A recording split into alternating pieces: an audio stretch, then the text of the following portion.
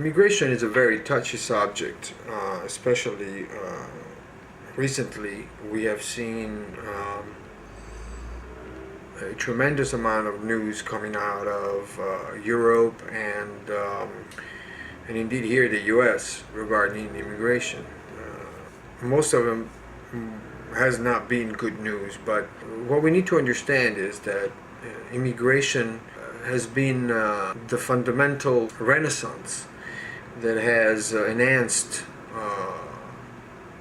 every country's way of life and culture since the beginning of time, since people started going to different countries. Since back in the day, it was more like countries conquering other countries, like during the Romans. But still, there was an influx of culture, and there was a renaissance in their way of life based on the new trends that were brought in by the occupiers in that case, or the people who moved into a different country.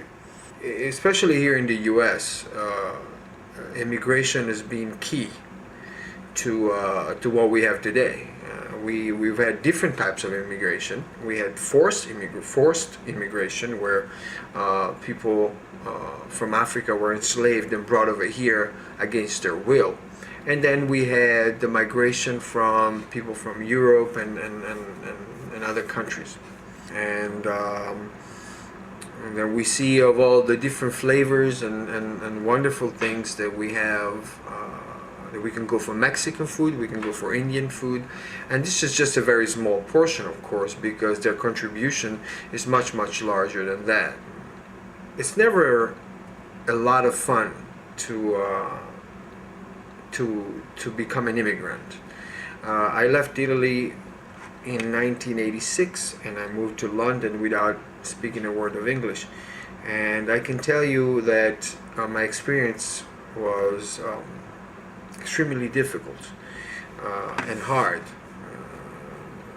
because not speaking the language, you are basically a second-class citizen anywhere you go, and therefore you do second-class citizens' jobs, and you get stepped on and passed over. So it was very difficult, and I can just imagine how difficult it is for other people. I personally chose to leave Italy because I was in the pursuit of a dream. Some people leave their own country because there is no hope for them in their own country. So when they get here, they're willing to take all kinds of crap because it still beats what they get at home. And I think that the U.S. government needs to do a better job of recognizing those who come here to work very hard. I was glad to hear that the president lifted the ban on HIV positive immigrants, and I think it's time we start lifting the ban on Haitians, which are extremely hardworking people, and they're still not allowed to come here, although their situation is much worse than Cuba's.